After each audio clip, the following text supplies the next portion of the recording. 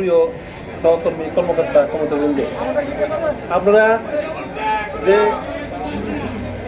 মিছিল বা যে আন্দোলনে নেমেছেন, এটা একটা যৌক্তিক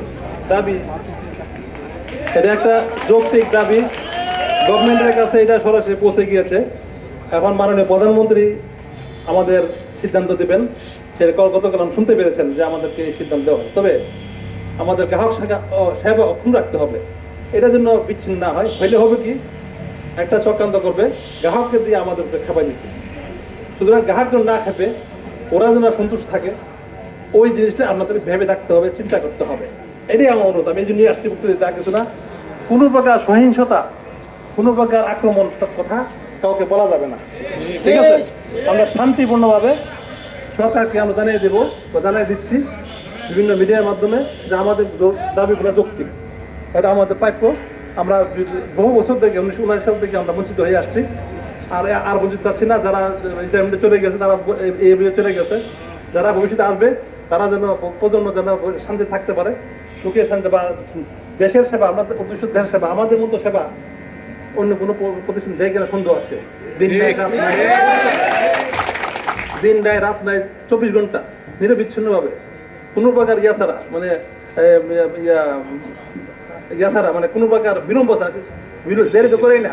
1 পয়েন্ট সার্ভিস 1 পয়েন্টের কাজ করতেছে, সেবা পাচ্ছে, মানুষ বিদ্যুৎ শুনতে পাচ্ছে, মুহূর্তের মধ্যে পাচ্ছে। যেটা অন্য জায়গায় দেখেন, আপনি ব্যাংকে যান বা ইয়াতে যান, বেসরকারি ব্যাংকে আমি সেবা পাই, সরকারি ব্যাংকে দেন কি অবস্থা, সরকারি অন্য প্রতিষ্ঠান গিয়ে দেন কি অবস্থা, পাসপোর্টে দেন গিয়ে দেন কি অবস্থা। এখনো বেশি ডিজিটাল হতে একটু হচ্ছে, একটু একটা হচ্ছে, কিন্তু আমাদের সেবা ডিজিটাল ছাড়াই আমরা সঠিক সময়ে লোকজন আসে, হাজিরা দেয় এবং মাস্ক দেয়, অফিসে টেবিলে সবাই কাজ করতেছে, কিন্তু অক্লান্ত পরিশ্রম যাচ্ছে। এবং এটা আমাদেরকে একটা শ্রোতা দিচ্ছে, বেতন বাড়াই দিচ্ছে। প্রথম দিকে জয়েন করার সময় আমিও আসছি, আমি চাই জয়েন করার সময় 6,500 টাকা বেশি ছিল এজিএমদের, আর সরকারের বেশি ছিল 2,800 টাকা, 2,850 টাকা। আমি গভর্নমেন্ট সার্ভিস ছেড়ে দিয়ে চলে আসি, বেতন বেশি, টাকা বেশি হবে, ওর ছেড়ে চলে আসি, এজিএমদের চলে নিজে। এটা কাজটা কি মনে করতো, টাকা পরে দেখা গেছে কি হের বেতন আমার চেয়ে বেশি হয়ে গেছে। আমার ফ্রেন্ড যারা সরকারে ছিল, তারা বেতন আমার চেয়ে বেশি হয়ে গেছে। তারা ঠিকমতো প্রমোশন পাইছে, তাদের বেতনের স্কেল বেশি, তাদের যে ইনক্রিমেন্ট বেশি। আমাদের ইনক্রিমেন্ট তো কম, আমাদের বেতন বেশি ঢুকায়, কিন্তু ইনক্রিমেন্ট কম। তারা কয়েক বছর পরে এটা আস্তে আস্তে সমান হয়ে যায়, তখন আর টের পাওয়া যায় না, তাদের সেটা বেশি থাকে না। সুতরাং আমি যেটা বলবো, আপনারা সুশৃঙ্খলভাবে আপনাদের দাবি জানাই দেবেন সরকারের কাছে। আমাকে ডিসি মহোদয়ের সাথে আমার কথা হয়েছে যে আমাদের আন্দোলন পুলিশ লাগবে না, ওরা যদি লাগে আমি জানাবো। এরা এমন কোনো কাজ করে না যে পুলিশ লাগবে। তার সাথে আমার আলো কথা হয়েছে।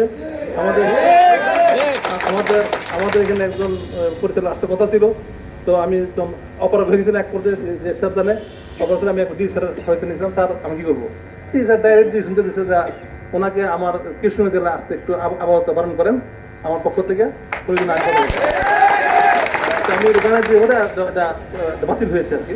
যদি আসতো তাহলে একটা কি আরেক লক্ষ্য, আমি কয়জনের মুখ বন্ধ করবো, এটা সম্ভবিত বন্ধ। কেউ না কেউ একটা কথা বললে তো শেষ, এটা দাম থাকবো। তো পরে আসুক, পরে প্রয়োজন চেয়ারম্যান সাথে কথা বলতাম। তো যাই হোক, ডিসির মাধ্যমে সমাধান হয়ে গেছে, এই জন্য আমরা এটা একটা সুফল পেয়েছি। তো আমি আমার বক্তব্য, গ্রাহক যদি বিল না পায়, এটা কিন্তু অসন্তুষ্ট হয় কিনা আমরা দেখবেন চিন্তা করে।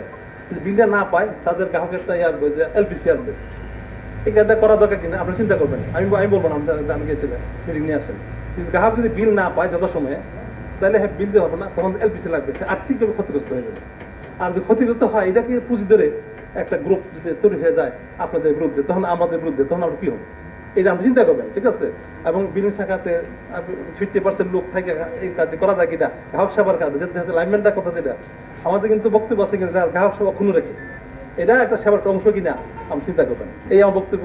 আমরা ভালো থাকেন, সুস্থ থাকেন, আমরা যথাসময়ে খাবেন, নাহলে কিন্তু আমার অসুস্থ হয়ে যাবেন, নামাজ পড়বেন, এটা আমার অনুরোধ, ঠিক আছে? থ্যাংক ইউ সবাইকে। আপনি হয়তো অবগত আছেন, প্রত্যেকটা জোনাল অফিসে গ্রাহক সেবক ক্ষুণ্ণ রাখার স্বার্থে একজন 1 পয়েন্ট কর্মী, 2 জন বিলিং সহকারী, 1 জন ইন্সপেক্টর, প্লাস বিদ্যুৎ লাইন সচল রাখার জন্য পর্যাপ্ত লাইন ক্রু রেখেই আমরা এখানে এসেছি। ধন্যবাদ স্যার, আপনার মূল্যবান বক্তব্য দেওয়ার জন্য। ধন্যবাদ স্যার, আমরা এই বিষয়টা আমাদের যারা আছে ভেবে দেখবে। ধন্যবাদ আপনাদেরকে আমাদের মাঝে উপস্থিত হয়ে গুরুত্বপূর্ণ বক্তব্য দেওয়ার জন্য। স্যারের জন্য 8 জোরে তালি হয়ে যাক। ধন্যবাদ স্যার। এখন আমি বক্তব্য রাখার জন্য অনুরোধ জানাচ্ছি আমাদের নামটা ডিজিএম তাকে তো কিছু বলেনি না, একটু সভাপতি স্যারদের তো কিছু বলবেন। আমাদের কোটিয়াদি ডিজিএম মহোদয় কথা বলবেন, কোটিয়াদি ডিজিএম মহোদয়।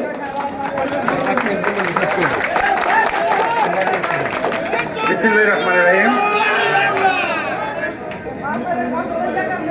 অত্র কিশোরগঞ্জ PBS